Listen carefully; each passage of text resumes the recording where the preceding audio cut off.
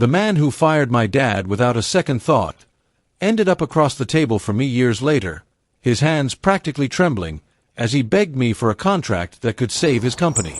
And all I did was smile and remind him exactly who I was. If you've ever dreamed of serving cold, hard justice to someone who disrespected your family, hit that like button, subscribe, and buckle up, because this story proves that karma doesn't forget, and sometimes it calls you for lunch. The injustice begins. Back in the late 90s to 1997 to be exact, my stepdad was an operations manager at a mid-sized telecom contractor.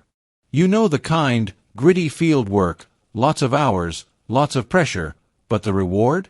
A solid career if you put in the work. That summer, he offered me a temp position. Just a simple job. Summer labor. Some extra cash. But I loved it. Something about the work, the systems, the coordination, even the chaos, clicked with me. I wasn't just doing it for the paycheck anymore. I was building something. I felt useful. And better yet, I was working alongside my stepdad, who treated me like I was worth a damn. Until 4 months in, everything shattered. One afternoon, some ridiculous disagreement blew up between him and the owner. And by ridiculous, I mean trivial. We're talking over something like scheduling or equipment logistics, something that should have been a conversation. Instead, the owner, let's call him Greg, chose pride over reason. And just like that, my stepdad was out. Fired. On the spot. No warning. No notice. No dignity. I still remember how he looked when he came home that night. Shoulders slumped. Voice quiet. He didn't say much, just stared into his coffee and said, "Guess I was never more than a number to them." It cut me deep, but I had a choice to make. Because my last name was different, I wasn't automatically tied to him. They didn't connect the dots. Yet. So, I stayed. Not because I respected them, but because I wanted to see it through. I wanted to learn, build my own path, and keep the anger buried where it couldn't be used against me. But the company... Let's just say Greg ran it like a vending machine that ate your change and shrugged. They screwed me over on pay, constantly shortchanging my hours, forgetting to reimburse me for travel or tools. Promised benefits vanished into thin air. The kind of place where HR is just a rumor and loyalty is a liability. I stuck it out for 18 months. 18 long months of gritted teeth and sleepless nights, building my skills in silence. Watching Greg treat people like disposable parts. Until I got my break. A new beginning. I landed a position at a major telecom provider. We'd worked with them back at the old company, so I already knew the players. But this was real. This was corporate. Benefits. Career growth. Respect. Over the years, I moved up the ranks, slowly, methodically, grinding through projects until I became the guy who approved outside contractors. I was the gatekeeper now. The one holding the keys to multi-year, six-figure contracts. Funny how life flips the script, huh? I managed 20 to 30 major infrastructure projects a year, each one worth anywhere from $75,000 to $200,000. That's a lot of revenue. And then, one day, my phone rang. The call. I didn't recognize the number at first. But the voice. Oh, I knew it immediately. It was Greg. Same tone. Same slick salesman energy. He was so excited to connect, thought he'd heard my name in the mix, and wanted to take me out to lunch to talk opportunities.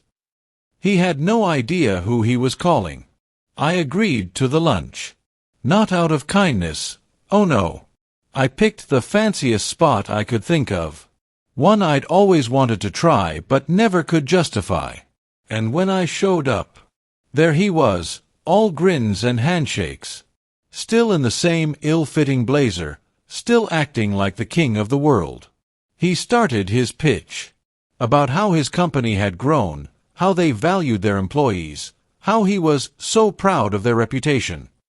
He even dropped a few names, companies he claimed to have done work for, probably to impress me. I just listened. Collected. And when he paused to sip his overpriced drink, I said, "You know, I used to work for your company." There was this flicker in his eye. Confusion, maybe. He still didn't recognize me. So, I leaned in. "Do you remember the guy who hired me? Operations manager back in '97. He nodded slowly. Yeah, I remember him. Good worker, bit stubborn though. Then I dropped it. He was my stepdad. And that's when it hit him. You could see it. His face froze mid-chew. The fork hovered near his mouth. A 1,000-yard stare opened up behind his eyes like some war flashback. I watched it all, the gears turning, the panic bubbling just beneath his skin. He knew. The revenge. I smiled, calm as ever. And then I stood up, casually grabbing the bill before he could. "Thanks for lunch, Greg. Unfortunately, my contractor list is already full of more capable companies. But I'll keep you in mind if something changes." I didn't wait for a reply. I just walked out, letting the silence choke whatever nonsense excuse he was about to make. That lunch, it probably cost him $80. The business opportunity he lost? Hundreds of thousands, maybe millions over time. The satisfaction? Priceless. I never heard from him again. And that's the thing about revenge. It doesn't always have to be loud. You don't need to scream, burn bridges, or make threats. Sometimes all it takes is patience. Let the people who wronged you dig their own grave, then show up, years later, standing at the edge, as the person they need. And let them realize they already burned the bridge they're now begging to cross. Life has a way of circling back. And when it does, you better hope you treated people with dignity, because you never know who'll end up sitting on the other side of the table one day, with your fate in their hands. If this story hit that sweet revenge nerve, give it a like and drop a comment below. What would you have said to Greg at that table? And don't forget to subscribe for more real stories where karma doesn't just catch up, it brings receipts.